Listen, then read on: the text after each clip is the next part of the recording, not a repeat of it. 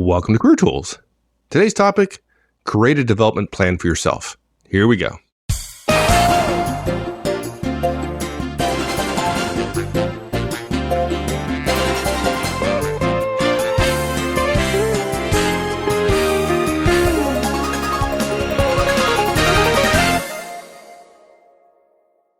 When it comes to careers, one of the most common things we get in questions is something like, hey, I want to move. Bad questions? The most common question we get is a bad question. Yeah, it is. The common factor is bad questions based on myths and half-truths and misunderstandings. Yes. Okay, that aside, go ahead. As I was saying, the question we get a lot is, it's somebody that they say, like, I want to move from where I am to where I want to be. Yeah, exactly. And then how do I do it, right? And, whether the person is talking about getting that promotion they've been waiting for, or a sideways move into, kind of a lateral job, or frankly, a career change, complete career change, the steps are essentially the same. Now, here's the hard part about it. It used to be that companies did this for us, right? Yeah. In some companies, there are still structured career paths, right? And structured moves, and your manager helps you manage it. And, especially probably at the lowest levels and in senior management. But in a lot of companies, particularly if the company is small and doesn't have a method for developing staff, they don't have a method. You're on your own. You're stuck in a wasteland. You're somewhere between the plant floor and an office of your own, and you have no way out unless you take control. There's something else here, too, though, that I think is important. We talk about the fact that companies used to do it, and that's true. I think there's a misapprehension at lower levels today that when we tell people that 25 years ago companies did it, right now, if you're listening to us and you're 25, you're thinking, well, that's really not important to me. And you're right. After a fashion, you're right. There's a couple of reasons why we tell you this, though. First of all, if you're talking to a 45 or a 50-year-old, a mentor of yours, they might talk about things you can do that would have applied had someone in HR or in the company been working on your behalf or thinking about your career. So part of this is you have to be cautious. You have to be aware of the new reality and not assume that someone with more seniority knows what the right thing to do is. In fact, if you hear a phrase like, don't worry, the company will take care of you, don't worry, people are thinking about it, I think you have to discount that enormously, almost completely, except in maybe 20 or 30 companies, maybe as many as 100 out of the millions of companies in the world. But at least in terms of name brand companies, probably only 20 or 30 or 40. Yeah, it's like being told, trust me. And as soon as somebody says that, exactly. You better start running. There's another piece of this, though, too. It's not just that senior people may not have the right tools for you because of the change in how careers are happening. I also sense from young people today, Mike, that they assume the company is doing it for them. They might think, yeah, I know Mark and Mike said they really don't do it. But, I know there are conversations going on, and I know they're promoting people. I know they're making choices about this or about that and everything else.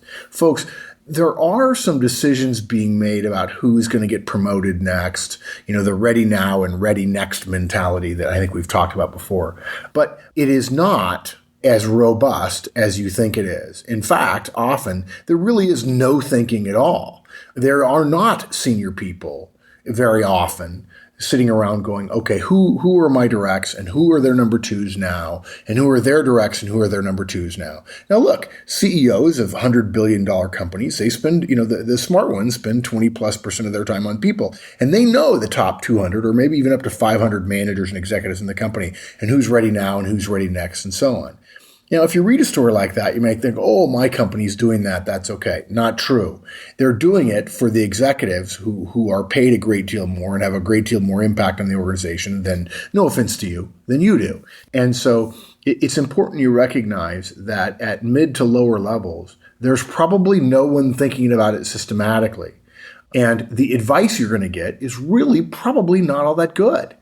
And so I just want to help people understand that when we say it used to be different, we're not just hearkening back to the past, because Mike and I, frankly, don't like to hearken back to the past. We want you to understand that the advice you're often going to get is going to be wrong. And if you're thinking for a moment that, in fact, it might be happening in your company, unless you hear chapter and verse from somebody about what the process is, and you talk about managers who are getting ready to go to succession planning meetings on a regular basis, quarterly or semi-annually or something like that, it's probably not happening. And even if it is happening to some degree, to the victor goes the spoils, and fortune favors the prepared, you have to assume your company isn't going to do it for you. Frankly, why would you rely on somebody else to control your career, even if they were willing? But they're not going to do it for you. That said, if you are more prepared, if you better understand the gaps and the needs for your career and so on, it's much more likely you're going to get the nod, even if there is some sort of shadow process going on. And in my experience, the shadow process is really no process at all. So this cast is to help you develop a plan for you to get from A to B, where A is where you are now and B is where you want to be, whether it's sideways or vertical or changing industries or whatever else. It is a mechanistic plan. We're going to tell you that now. You high C's in the audience, you're going to love this. You perfectionists, you folks who dot your I's and cross your T's and love projects and want tasks and so on, you're going to like this. You high I's are not going to like it, but you need it most of all, and frankly are better prepared in some ways because your network is so much better off. So 5 recommendations. Number 1, you've got to establish the requirements. You've got to understand what's needed in the job you want to go to. Number 2, you've got to establish a benchmark, which is to say, where am I now? Then you've got to conduct a needs analysis, which is to say, okay, where am I and where do I want to go? What's the gap and what needs exist? And then number 4, you've got to work on those skills. And number 5, as the famous advertising line said, lather, rinse, repeat. You've got to rinse and repeat. In other words, you've got to repeat this over and over again for all of the skill gaps you have. It's a way to chunk down into smaller, manageable bites the process of going, gee, I want to go from mechanical engineering in a technical field to sales in the fashion industry. How do I do that? Folks, it's possible. What's the old saying about how do you eat an elephant? Well, one bite at a time. And the bigger the gap you've created, the bigger the difference between where you are and where you want to go, the harder it's going to be. But I know I've said it before. I know it sounds corny. It's intended to sound corny. By the mile, it's a trial. By the yard, it's hard. And by the inch, it's a cinch. Good.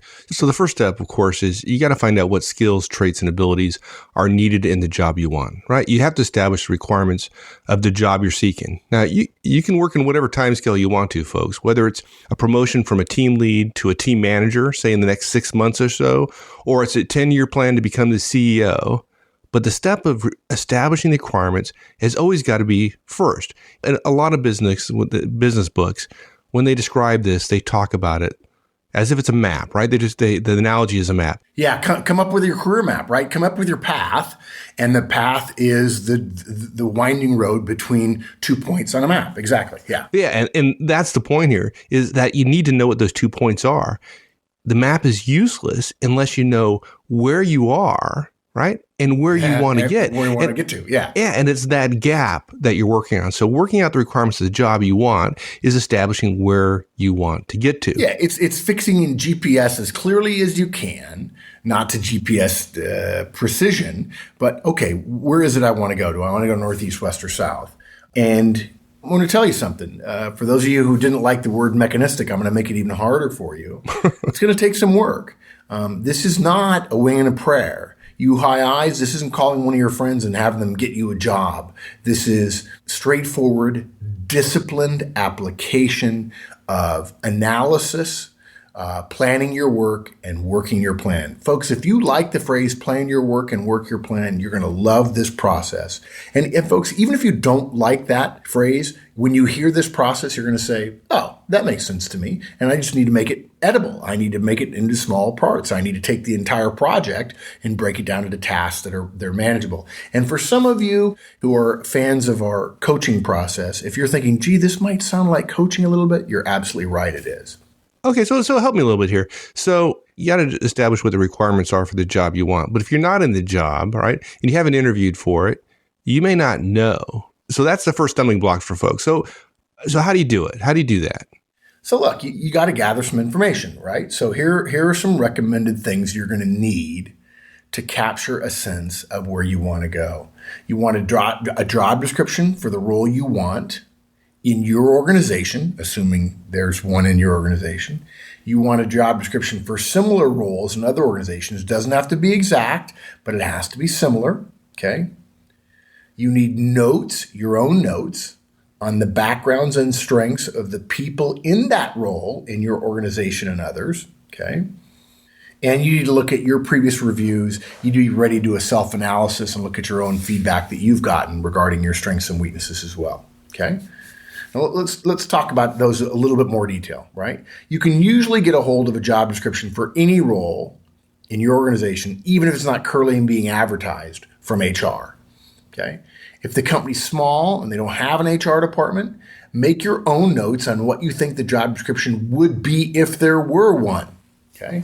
And frankly, I'd be willing to bet now that if you Googled the job title and a company that's in the industry that you want, you could, after doing 15 to 30 minutes worth of Googling around various tangential or oblique references to the job, you could get a rough idea of what that job description is.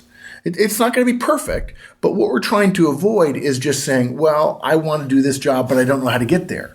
We're going to get as good a rough estimate as we possibly can to help us come up with a plan to move in the right direction. Is 30% of our energy going to be wasted if our job description is not exact? Yes. But is 100% of our energy going to be wasted if we don't do any sort of planning? Absolutely. Yeah. Well, again, if you don't take this step, the chance of you knowing what the specific requirements are for this job you want, never having been in it, never been a hiring manager to hire somebody in that position, you may actually have a very limited view of what is actually required. And so you have to validate this stuff externally. Exactly. Yeah. And in the longer term, if your company advertises roles you might be interested in the future, print out whatever details you can get, take them home with you. So in other words, if you're thinking about it 3 or 4 promotions from now, when they advertise for that job, go to the company HR website. In fact, look, put 15 minutes down in your calendar once every 6 weeks. So that's a minute a week of your life. 15 minutes every 6 weeks to go to the company's HR website, see what jobs are open, what jobs they're advertising for, and the ones that seem interesting to you, copy and paste the job description. And that's going to give you a rough sense of what that job is like. Look, if you can, if you work near HR, go look. There's, as funny as it sounds, some companies are still introducing their earnings reports on press releases. Some are not, and more are moving in the direction of the web. But some companies are still printing out manual job descriptions, manual advertisements, and posting them on flip charts or bulletin boards in the HR department. So this stuff is freely available, and it could be useful to you. And I got to tell you something. If I were a young person, if I just started my professional career and over the course of the next 2 years, the company was growing, I went to HR every couple of weeks and I got all the job descriptions. Pretty soon I'd have 100 or so job descriptions. I'd have a pretty good sense of anybody in the organization, what they did and why they were doing it. Yeah. And no offense, that'd be political leverage for me. And I don't mean that in a bad way at all. Just knowing what other people are responsible for, who reports to whom, and so on is helpful. Okay, look, going further, you can find job descriptions for similar roles in other organizations on monster.com, or on Indeed.com, or you could look at specialty boards in your industry. If you don't know about a specialty board in your industry, send a note to Wendy or me, and we'll be happy to help. Okay? If you know your competitors, and please, folks, surely you must know your competitors, look on their websites too. Now, you might be saying, wait a minute, I want to stay in my own company. And frankly, all things being equal, because goodwill is lost when you change companies, you do want to stay in your company. Now, not all things are ever equal, but if they are, you do want to get promoted within your own company. But why would you want to do this if you want to stay in your company? Because often job descriptions and advertisements for given jobs are not very good at describing the role. Okay. You might find that your company only says account management roles are fun and exciting and doesn't tell you anything about the skills you need. But if you get multiple examples, you're much more likely to get a 70% solution. Okay. I said earlier, how to eat an elephant in one bite? Well, think about the the three blind men who are touching the elephant, one on the trunk, one on the leg, and one on the tail. One thinks it's a tree, one thinks it's a snake, and one thinks it's, I don't know, a vine or something like that. But if you had 100 people touching the elephant and all of them talked to each other, well, you'd have a pretty good sense of that's probably an elephant, particularly if one of them got squashed. So multiple examples give you more comprehensive data. Now, I want to stop here. And I want to challenge some of you. You're saying, gosh, do I have to go get job descriptions? Look, if it's too hard already, stop listening now and recognize that you don't want to map, you don't want to plan, you just want to hope. But as the book that was written about logistics, I think during the Gulf War by an American general, don't forget, hope is not a method. Don't hope you get something, then wonder why you don't. The other disadvantage of looking at job descriptions or advertisements, what have you, is they describe an ideal situation. You have to know that, right? In fact, I've had people look at the job description for the job they're doing and they're saying, wow, man, I sound good. And their boss tells them, yeah, you're not that good. We're looking for somebody better than you. If every job description you find says account managers need organized financial skills, and you know the account managers in your company and they all rely on accounting to produce their figures, then you can consider dismissing the need for financial skills. If, on the other hand, every person who ever got promoted to call center manager in your company started as a call center operator and you didn't, you might want to consider moving to another company. That's why, as well as the job descriptions, you also need to look at the people in the job. It's a reality check, okay? You didn't mention it, but I assume you'd agree that it might be a good idea to actually go talk to somebody who's actually in that kind of job. Yeah, sure. I mean, that's the whole point of it, right? You want to make sure that the job description is not wackily out of whack, if you will. And by the way, I want to mention something. I shared these show notes with a friend of mine recently, and he said, I didn't understand your first example. You said that all account managers need financial skills, but the account managers in the company rely on accounting to produce their figures. Isn't that financial skill? No, folks, we're distinguishing between financial skills and accounting skills, which are two different things, just to be clear, okay? But yeah, look, so here's what we want you to do, okay? We want you to gather the information, consolidate all the job descriptions you have under 5 headings: skills, traits, abilities, experience, and qualifications, okay? Look at the data within those categories. Ask yourself what comes up most often, and what is the difference in the role in the organization where you want to work, whether it's your organization, your company, or somewhere else. Now what you do is you validate that list against the people you know that are in the role. Okay. Now, you might be thinking, wait. I don't know anybody. Well, okay, you need a bigger network. That's an additional duty you have on this project you have of mapping your path and then walking your path. And if you don't realize that we've been saying that for 5 years, well, welcome to Manager Tools. Your network needs to be bigger. In the beginning of your career, your success can be assured simply by delivering results that you're responsible for to your boss and to the organization. But over time, relationships become more and more important.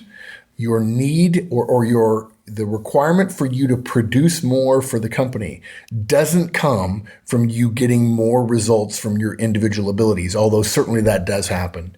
It's the additive or the multiplicative effect of relationships that allow you to get even more done. And that's part of the reason goodwill vanishes when you go from company A to company B.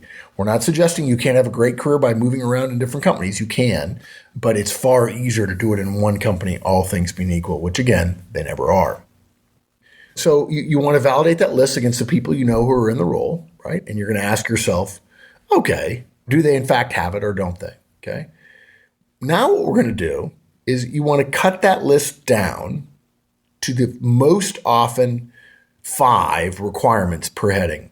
Okay. Look we know all the skills and traits and et cetera and so on are required, at least in one of the roles that you considered in this comparison about your end state that you want to get to, your destination. It's unlikely that the 20th skill you have listed is the most important. If you cut the lists down to 5, you're going to have 25 items to work with, which is really kind of a manageable number. Good. Okay, so now we've established where we're going, right? If we're looking at the map, Right. we need to know where we're going. So now we have that. Now we need to figure out where we are. And we describe that as establishing a benchmark. Well, I don't know about you, but I'm in Texas. Oh, that's right. I guess you're in Northern Virginia. Does that help? Is that what you're talking about? No. Actually, it's interesting. This is interesting, Mike. I'm saying I'm in Texas, but this is the last podcast we'll ever record in the office that I've recorded Manager Tools casts in, right? Yes, the office that we've begun Manager Tools on this is the last one. Wow. Yeah. I didn't think about that. I'm moving. I sold the house and still in Texas, still in Fredericksburg, but yeah, this is famous. And folks, if it does sound a little echoey in here, it's because everything is gone. The only thing left of my family in this house and the office, separate building on the property, is the wireless internet connection, the cable internet connection. Right. And you wouldn't be doing the podcast there if it weren't for your internet connection, right? Yeah, exactly. That's what we need. Yeah, exactly. We really need the internet connection. My brain power and voice, we don't need it. We just need the internet. Okay, so I'm actually not talking about physical location. I'm talking about establishing the skill gap, right? Yeah, the gap exactly. of where we are now and where we want to be. So you need to know where you are if you're going to establish what that gap is. Exactly. So you've got in each of the skills, traits, abilities, characteristics, so on, you've got 5, the top 5 in each. And so you've got a total of 25, 5x5 matrix. And you take that list of 25 and give yourself a score out of 5 for each item, with 1 being minimal, no knowledge, no experience, don't know anything. 3 being, I'm doing okay. And 5 is expert at the level required in the role. Okay. Some items are going to be pretty easy. If all the heads of research in your scientific company have a PhD in a relevant subject, folks, it's a requirement, okay? And you either have a PhD or you don't. It's pretty well a binary choice. If you don't have a PhD, you've got a 1. On the other hand, you might have noticed that all the CEOs have totally awesome presentation skills. They do. If you didn't know that, by the way, they do. How do you rank yourself relative to persuasion skills? And let me put it this way, folks, based on what Mike and I see in terms of persuasion, I would say that if you have any doubts, there's no way you're a 5. You might be a 3. And if you really want to develop yourself, give yourself a 1 and recognize you've got a big gap. Let me ask you a question. When ranking yourself, are you let's say you're a team lead, a software development team lead. So you have no persuasive skills. Is that what you're saying? Let's say you do. You can at least you can persuade a bunch of developers. But let's say your next promotion is you're really setting a plan to get to become a manager, right? A manager of like 30 people or so. Okay. Are you going to look at the CEO and look at her persuasion skills and rate yourself from 1 to 5 based upon her persuasion skills? Or are you doing something different? Is it relative to the job you want or relative to the ultimate persuader, the CEO? Oh, gosh. No, you go with your gut, how you feel about your persuasion skills. But look, I don't evaluate my persuasion skills. I'm not sure I understand you. Why would I give myself a ranking based on how she persuades? Yeah, I guess the question is the standard. Is this the standard you're rating yourself on? Is persuasion skills necessary for the next job or persuasion skills in some abstract way? Okay, then you could just go with your gut. It's not an abstract. If you feel like your persuasion skills are effective for your level and you're going up a level, but there's a gap and you believe that you need to be a 5 and you're only a 3, then there's a gap.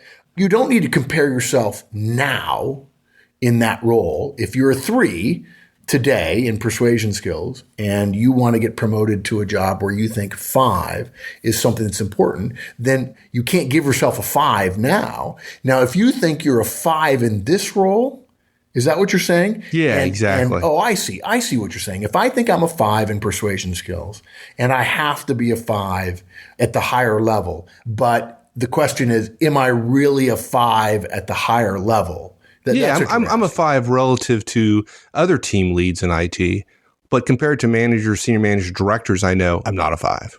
I'm a 2. Okay. Yeah, I think you evaluate yourself where you are now. And so if you think you're a 5 in your present role, even if the new role requires a 5 at a higher level, then you're probably okay. I don't think that's going to happen that often. I think that the disparities are going to be more obvious, but that's okay. I think it's a good question. The perspective you're taking when you look at it. Look, folks, you can go with your gut. You're probably not going to be that wrong. But look at your previous reviews. That should help you a little bit. If everybody says you're a 4 out of 5, let's say your company uses a standard 1 to 5 ranking scale. It's not a standard, but it's a fairly common ranking scale on a 1 to 5. If you're a 4, folks, what that means is you can't give yourself a 5. Okay. Now, if you're a 5 in everything, I still would not give yourself a 5 across the board in the skills and traits and abilities that you need, just because probably your performance review system is inflated. But if you're not maxed out in a particular area, unless you know the distribution, then you want to be very careful in terms of giving yourself a 5 in a particular area. And look, if out of 25 areas, you're a 5 in 16 or more, I would raise an eyebrow. I would say you might as well just wait until you get promoted. In that case. How come you haven't been promoted already? that'd be the question, exactly. Right? Yeah, which would suggest that maybe you're not a 5. Maybe, just maybe. So, okay. Look, it's rare that you're starting from a standing start, and if you're trying to go to the very, very top of your company, you should have at least some of the things at a 5 level, at the level you are now. And that's good. That's fine. Okay. On the other hand, if you're creating a plan to go to shop floor to CFO or CEO or whatever, your research should have given you some of the steps in between. And frankly, if you're doing this for the first time and you want to come up with a path to get the CEO job of a company with 9 or 10 levels between you and the CEO, what we call echelons above reality, then don't do that the first time you use this process. This is a process that works well, but the first time you do it, you're going to be like all humans. You're going to stink at it. And so what you want to do, my recommendation is to build your Yellow Brick Road 5 or 6 bricks in front of you at a time. Get a promotion. If you have a perfect plan to get CEO and you never get promoted because you're working on step 7, when in fact you're not getting past step 1, you're wasting your time. Okay? So look, there are steps in between you and the top. So CEOs tend to have line management and operational experience. Do this whole process from step 1 to step 3 for a line management role in an operational division. Then do it for the next stage, or perhaps 2, line manager to VP, and so on and so on and so on until you get to CEO. Okay? Good. So now we know where we are, we know where we're going, and we have this gap. The next step here is to conduct a needs analysis. Yeah. So basically what you do is you work out where you lack the right skills, traits, abilities, experience, and qualifications. And then you resort your list so that it's ordered by the score you gave yourself. So your list might look like, persuasion skills 5, master's degree 5, collaboration skills 4. Okay. And then on down at the bottom, there's operational experience and finance experience. They both have 1s, let's say. And anything where you already score a 5, you can dismiss. Look, if your ambitions aren't too grand, too big, that will be a good chunk of your list, and that's fine. And then what you do, this is a gap analysis, right? You look at the remainder of those things that you've got to work on, and you prioritize. Remember back, Mike, we said something in the rule of job applications cast. We gave some guidance about the rule of job applications, and we said there's no such thing as a perfect candidate. Yeah, and this is true here, right? None of your competitors for this role are going to have every single skill, every single trait that the manager wants at a level of 5, right? Yeah. It's just not going to happen.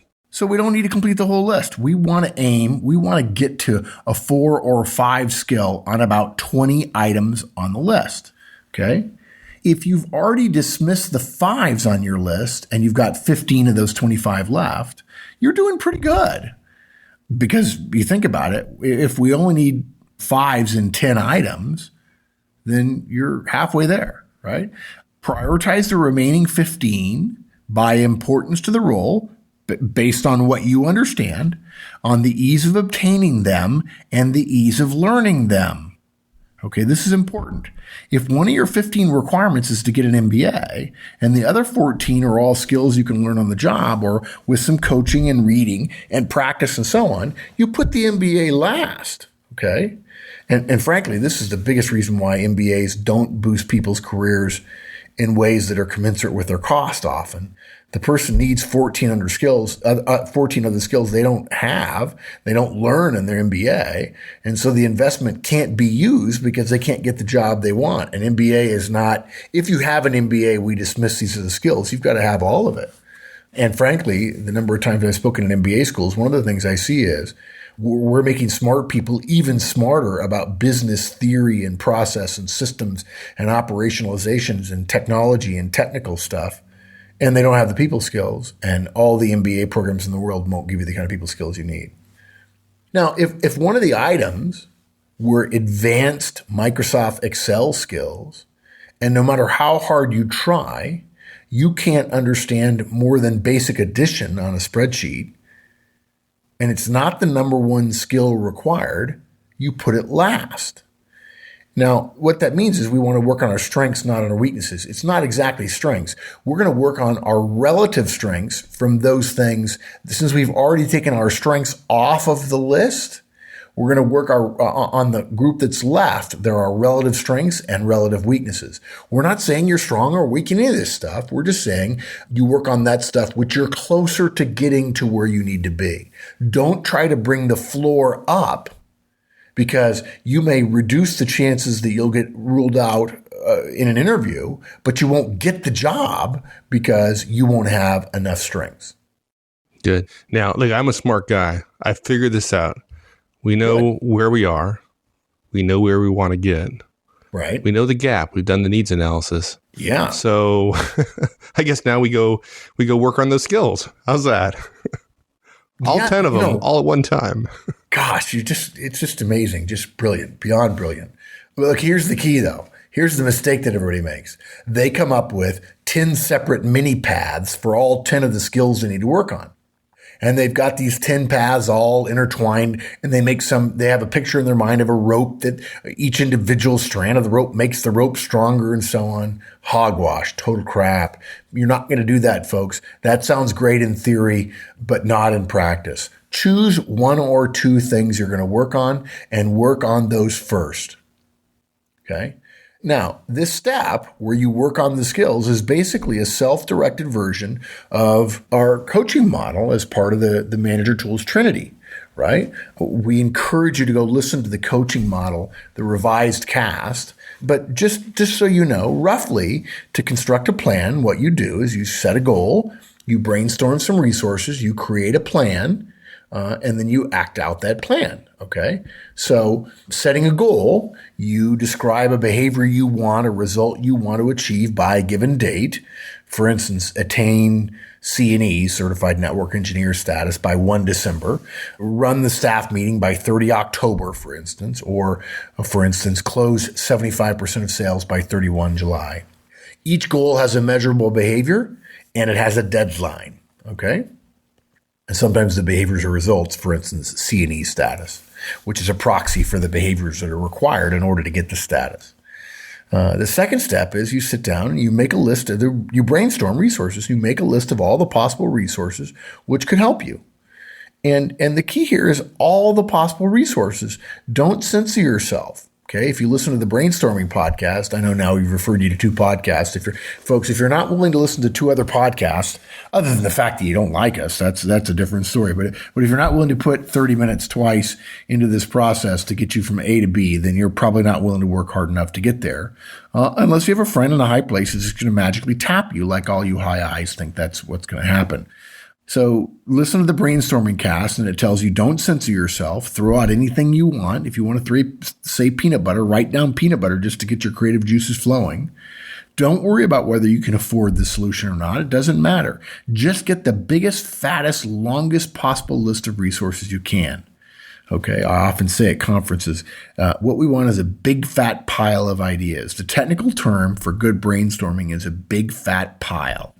And then what you do is you look at all your resources, the possible ways you can improve, whether they're books or Google or training or software or mentors or coaches or videotapes or audio tapes or professional organizations or offsites or a trip to Bahamas, whatever. Oh, I'm completely confused at this point. I mean, big fat pile. Now, how do I pick one? Yeah, well, here, look, you just choose one that sounds good to you and make yourself a plan, right? So you think, now, obviously, cost may be a factor since you're self-developing, so maybe you'll read a couple of books first. Maybe that course in the Bahamas won't be the one you're going to. Yeah, probably won't be going to the Bahamas, okay?